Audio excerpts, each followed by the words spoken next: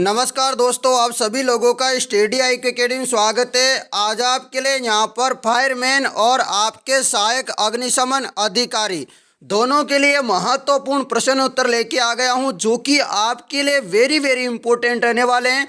आपकी परीक्षा में हूबहू ऐसे प्रश्न देखने को मिलेंगे जो आपको मैं इस जो सीरीज चलाई है मैंने रात के 10:30 बजे, इसमें आपको पार्ट ए और पार्ट बी दोनों के क्वेश्चन मिलेंगे। बिना चिंता के साथ आप लगातार हमारे साथ तैयारी के साथ जुड़ जाइए। रोजाना 50 या 50+ क्वेश्चन आपको मैं करवाऊंगा। रोज 10:30 बजे आपको मैथ, हिंदी सब कुछ आपको करवाने वाला हूं। फायरमैन जो आपके बाग ब में आने वाले हैं सब कुछ मिलेंगे। और एक बात बता दूं आपको, यदि आपने अब तक टेस्ट सीरीज नहीं ली है तो हमारे स्टडी IQ अकेडमी के नाम से ऐप है, आप प्ले स्टोर से भी डाउनलोड कर सकते हैं। 5 से ज़्यादा टेस्ट आपको दूंगा मात्र 49 रुपये में, और वो भी एकदम जो है आपके सिलेबस के अनुसार रहेगा। उसमें से वैसे कैसे प्रश्न आएंगे, डिस्क्रिप्शन में भी लिंक दिया गया है, अभी डाउनलोड करो और रजिस्ट्रेशन करें। धन्यवाद। चलिए अब शुरू करता हूं मैं आज के महत्वपूर्ण प्रश्न। ध्यानपूर्वक ध्यान लगाना और आंसर देना। मैं आपको बिल्कुल क्वेश्चन करवा रहा हूँ, मैं यहाँ पर आपको इसका डिटेल स्पेसिफिकेशन नहीं करवा रहा हूँ कि डिटेल बता रहा हूँ, आपको डिटेल नहीं बता रहा हूँ, क्योंकि आपके पास जो समय है उसके अनुसार मैं आपको काम करवा रहा हूँ। फतेहगंज का मकबरा किस जिले में है? फतेहगंज का मकबरा किस जिले में है? तो आपका जवाब क्या होगा? तो जवाब है अलवर में। फतेहगंज का जो मकबरा है वह अलवर में है। अगला प्रश्न है आपका यहाँ पर, असुमेलित युग्म है, तो असुमेलित युग्म कौन सा है? तो जवाब देना है आपका कोई नहीं, यानी कि भरतपुर जलमहलों की नगरी डींग। सही है एकदम। जोधपुर थार का मरुस्थल प्रवेश द्वार मरु प्रदेश मारवाड़ के नाम से, बिल्कुल सही है। जैसलमेर म्यूजियम सिटी, स्वर्ण नगरी, झरोकों का शहर, बिल्कुल सही है। तो यानी कि कोई भी यहाँ पर असुमेलित नहीं है, सब सुमेलित है। चलिए अगला प्रश्न है आपके लिए, अजमेर स्थित अलाउद्दीन खान का मकबरा जाना जाता है। तो अजमेर में स्थित जो अलाउद्दीन खान का मकबरा है वह जाना जाता है। तो आपके 53वें नंबर के प्रश्न का सही जवाब क्या होगा? आप एक बार कमेंट करके मुझे बताएं।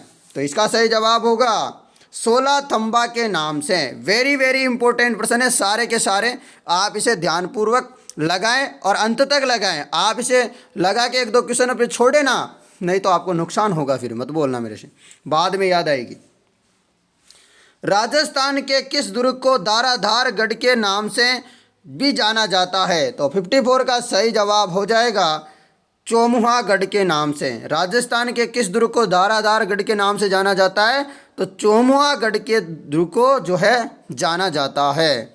अगला प्रश्न है, पिछवाई के बारे में असत्य कथन। पिछवाई कला आपने नाम सुना होगा, नाथ द्वारा। पिछवाई के बारे में असत्य आपको बताना है, तो जवाब इसका होगा असत्य है। ये एक प्रकार की भित्ति चित्र है, तो ये गलत है। इसका प्रमुख केंद्र नाथ द्वारा है, बिल्कुल सही है। इसमें श्री कृष्ण की लीलाओं का चित्रण होता है, बिल्कुल सही है। रामचंद्र बाबा, विट्ठल व चंपालाल इस शैली के प्रमुख चित्रकार है। तो ये भित्ति चित्र नहीं है दोस्तों, ये कपड़े पे उखेरे जाते हैं, ठीक है। तो ये बातें आपको याद रखनी है। नेक्स्ट प्रश्न है आप लोगों के लिए यहाँ पर, चंदू जी का गढ़ा वो बोडी गामा स्थान किसके लिए विख्यात है? आपको बताना है चंदू जी का गढ़ा वो बोडी गामा स्थान किसके लिए फेमस है, यानी कि विख्यात है? तो इसका सही जवाब हो जाएगा तीर कमान निर्माण के लिए। जो चंदू जी का गढ़ा यानी कि बोडी गामा स्थान प्रसिद्ध है तीर कमान के निर्माण के लिए। नेक्स्ट प्रश्न है आप लोगों के लिए यहाँ पर, पर्सन वेरी वेरी इंपॉर्टेंट है सारे। पद्मश्री महेश राज सोनी की किस क्षेत्र में पहचान है? और आज मैं आपको 51 से करवा रहा हूँ, मतलब इसके मतलब 1 से और 50 तक मैं कल करवा चुका हूँ आपको। पद्मश्री महेश राज सोनी की किस क्षेत्र में पहचान है? तो 57 का सही जवाब है थेवा कला में जो है क्या है, पहचान है पद्मश्री महेश राज सोनी जी का। अगला प्रश्न, बादला नामक पानी का बर्तन कहाँ का प्रसिद्ध है?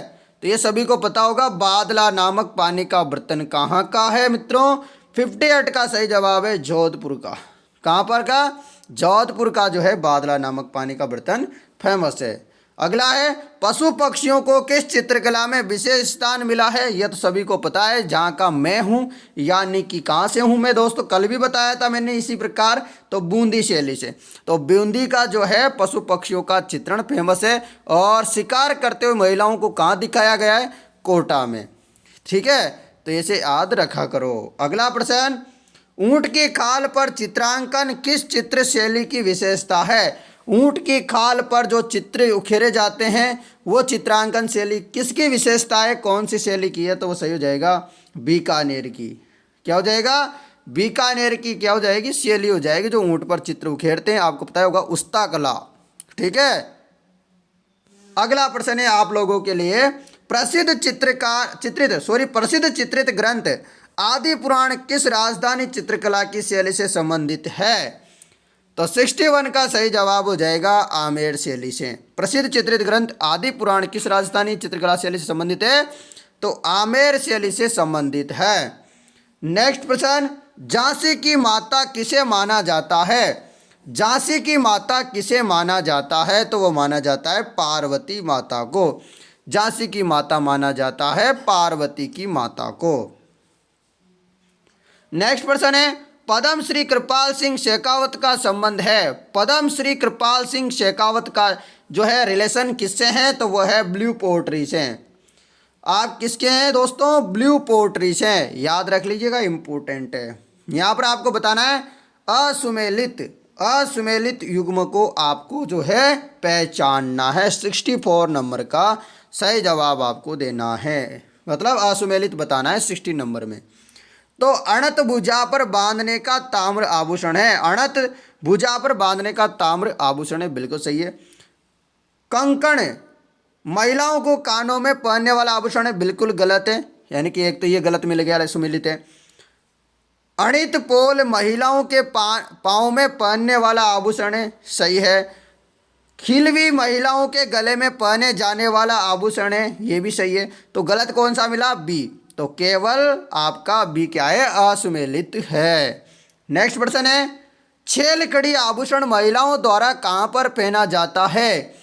तो छेलकड़ी जो है महिलाएं कहाँ पर पहनती है, ये आपको बताना है। तो ये प्रश्न का राइट आंसर है कान में। तो छेलखड़ी जो आभूषण पहनते हैं वो कान में पहना जाता है, ईयर।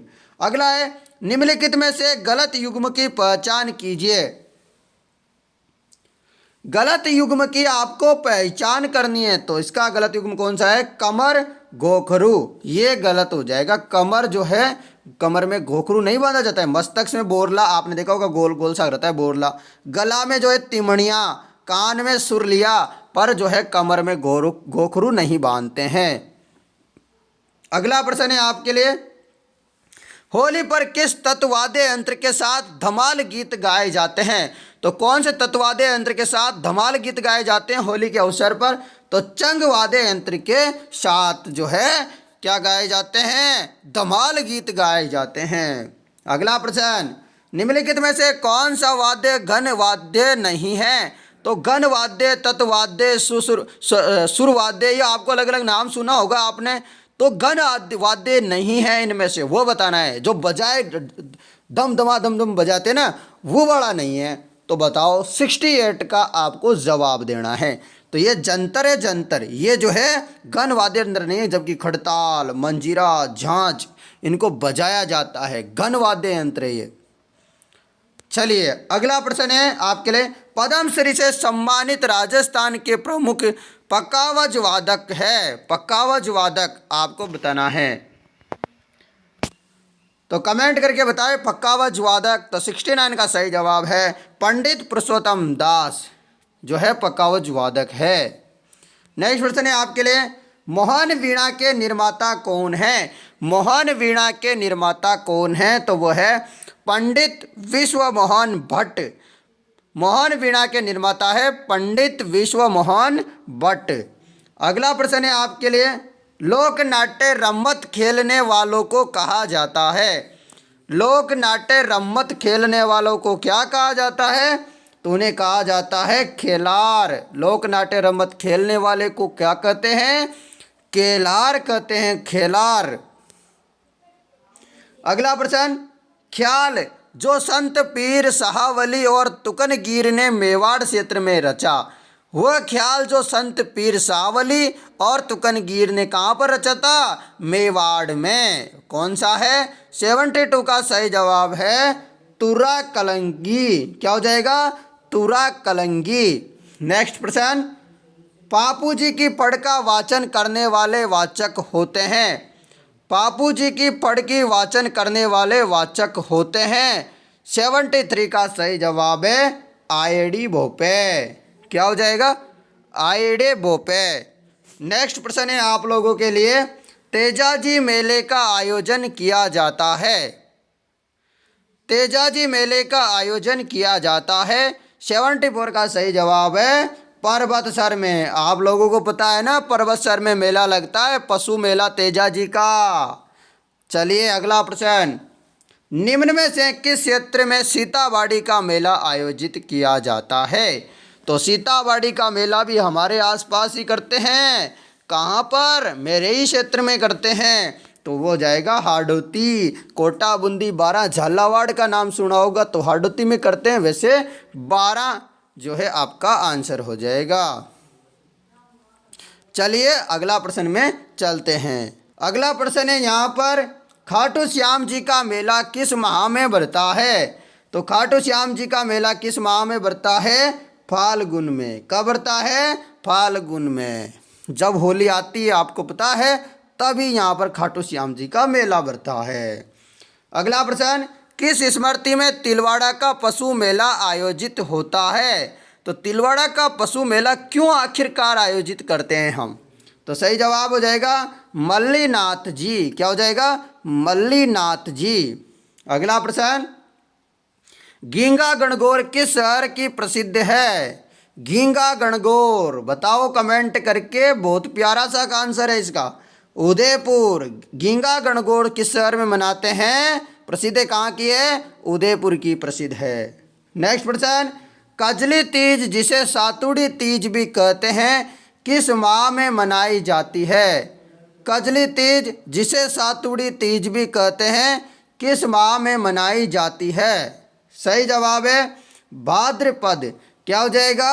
भाद्रपद जो है माह में कजली तीज, सातुड़ी तीज मनाई जाती है। अगला प्रश्न, गणगौर त्योहार कितनी अवधि तक मनाया जाता है? गणगौर जो त्योहार होता है वह कितने दिनों तक मनाते हैं? 18 दिन तक गणगौर का त्योहार मनाया जाता है। अगला प्रश्न है, निम्न में से सुमेलित युग्म है। सुमेलित युग्म आपको बताना है। सुमेलित बताना है। बड़ा बेस वधू के लिए बनाई गई विशिष्ट पोशाक, बिल्कुल सही है। बांगो चूंटदार घेरे वाली पुरुषों के सिर की पाग, बिल्कुल सही है। बिंदवागो दूल्हे की पोशाक, यानी कि अ ब स सब क्या है? सुमेलित है। नेक्स्ट प्रश्न, अंचल जिसमें होली के अवसर पर इलोजी की सवारी निकालने की परंपरा है। अंचल जिसमें होली के अवसर पर इलोजी की सवारी निकालने की परंपरा है। तो 82 का सही जवाब हो जाएगा बाड़मेर। क्या होगा? बाड़मेर। अगला प्रश्न है, पर्युषण पर्व किस धर्म से संबंधित है? पर्युषण पर्व किस धर्म से संबंधित है? तो इसका जवाब है जैन धर्म से संबंधित है पर्युषण पर्व। नेक्स्ट प्रश्न आपके लिए, खेजड़ी वृक्ष शमी वृक्ष यानी कि खेजड़ी वृक्ष शमी वृक्ष की पूजा का प्रावधान किस पर्व से जुड़ा है? सही जवाब है दशहरा। खेजड़ी वृक्ष का जो है ग्रंथों में नाम क्या मिला था? शमी। शमी वृक्ष की पूजा का प्रावधान किस पर्व से जुड़ा है? तो वह दशहरा से। दशहरा में जो है शमी वृक्ष खेजड़ी वृक्ष से संबंधित है। नेक्स्ट प्रश्न, अंचल जिसमें होली के अवसर पर इलोजी की सवारी निकालने की परंपरा है। अंचल जिसमें होली के अवसर पर इलोजी की जो है यहाँ पर सवारी निकालने की परंपरा है। तो बताइए 85 का सही जवाब। तो सही जवाब है बाड़मेर। क्या हो जाएगा? बाड़मेर आपका सही आंसर है। नेक्स्ट प्रश्न आपका, राजस्थान में कौन से क्षेत्र में चैत्र शुक्ल पंचमी को गुलाबी गणगौर मनाई जाती है। चैत्र शुक्ल पंचमी को गुलाबी गणगौर मनाई जाती है। 86 का सही जवाब आपके लिए है नहात द्वारा। कहाँ पर? नहात द्वारा राज संबंध। अगला प्रश्न, बिंदोली सामेला पडला किस समारोह से संबंधित है? तो ये बिंदोरा, सामेला, पडला ये आपने जानते होंगे। बिंदोली बताओ कमेंट करके आप बताओ। तो बिंदोली से आप निकालो बिंदोरी, तो बंदोरी नहीं निकालते क्या शादी ब्याह में? आपको समझ में आ जाना चाहिए। तो क्या हो जाएगा? शादी समारोह, विवाह। आपकी बिंदोरी निकालेंगे। यदि आप शादी नहीं हुई तो आपकी बिंदोरी निकालेंगे और हो गई होगी तो आपने निकाल ली होगी। कोटा स्थित कंसुआ का मंदिर समर्पित है। कोटा में स्थित जो कंसुआ का मंदिर है वह किसको समर्पित है? तो वह समर्पित है शिव को, यानी कि शंकर भगवान को। जय बोलो शंकर भगवान की। आप पास हो जाओगे, बिल्कुल बोलते रहो। चलिए अगला प्रश्न है, संत चरणदास का साहित्य किस बोली में मिलता है? आज सोमवार भी है, भगवान शिव की आपको बिल्कुल जो है पक्की आपको जो है आशीर्वाद मिलेगा। 89 का आपका जवाब दीजिए। संत चरणदास का साहित्य किस बोली में है? मेवाती बोली में। अब मेवाती बोली कहाँ पर बोली जाती है मित्रों? अलवर और भरतपुर में। अगला प्रश्न है, राम स्नेही संप्रदाय की शाहपुरा शाखा के संस्थापक है। राम स्नेही संप्रदाय की जो शाहपुरा की शाखा है उसके संस्थापक कौन है? तो उसके संस्थापक है रामचरण जी। कौन? रामचरण जी। नेक्स्ट प्रश्न है आपके लिए। प्रश्न है, निमाड़ी व रागड़ी किस बोली की विशेषता है? निमाड़ी व रागड़ी बोली की विशेषता है तो आप बताइए। 91 का सही जवाब है मालवी। क्या हो जाएगा? निमाड़ी और रागड़ी बोली की विशेषता है मालवी। नेक्स्ट प्रश्न आपके लिए प्रश्न है, निम्नलिखित राजस्थानी बोलियों में से किस पर गुजराती का मजबूत प्रभाव है? तो गुजराती का प्रभाव किस पे है? तो वह है वागड़ी में। किस में? वागड़ी में। नेक्स्ट प्रश्न है आपके लिए, मालवा प्रदेश के राजपूतों में प्रचलित मारवाड़ी और मालवी के सम्मिश्रण से उत्पन्न होने वाली बोली का नाम है। मालवा प्रदेश के राजपूतों में जो प्रचलित मारवाड़ी और मालवी के सम्मिश्रण से उत्पन्न बोली का क्या नाम है? मालवा के राजपूतों में जो प्रचलित है। तो आप बताओ। 93 का सही जवाब होगा आपका रागड़ी। क्या हो जाएगा? रागड़ी। अगला प्रश्न है आपके लिए, कुंभा द्वारा रचित ग्रंथों में से कौन सा ग्रंथ काम शास्त्र विशाब्द होने का परिचायक ग्रंथ है? कुंभा द्वारा रचित ग्रंथों में से कौन सा ग्रंथ काम शास्त्र विशाब्द होने का परिचायक ग्रंथ है? तो 94 का सही जवाब है आपका ऑप्शन सी, कामराज रतिसार। क्या हो जाएगा? कामराज रतिसार।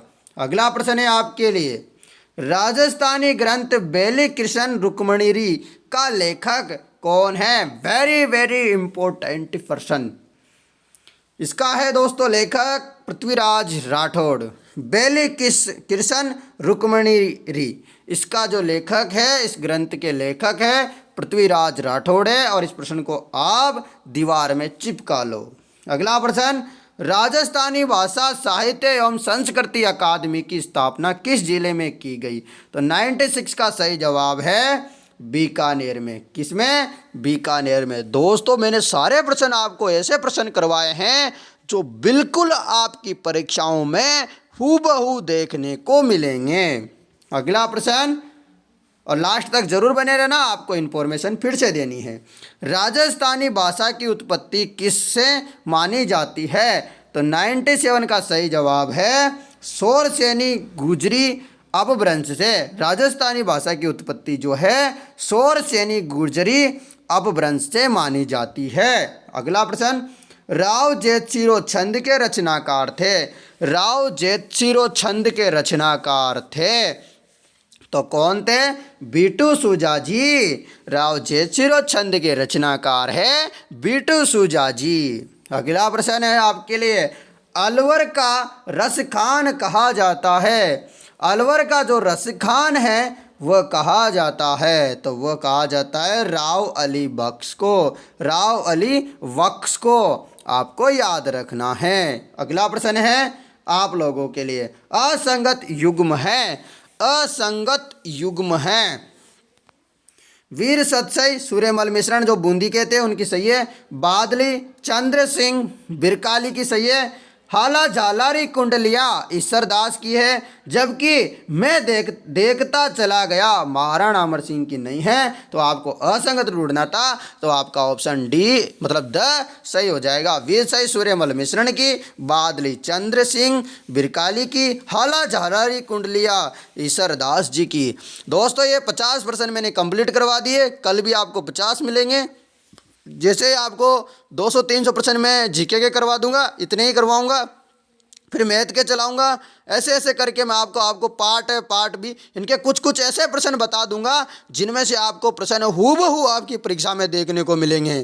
ठीक है, तो दोस्तों मैंने आपको ये महत्वपूर्ण प्रश्न जो है लगातार करवा रहा हूँ।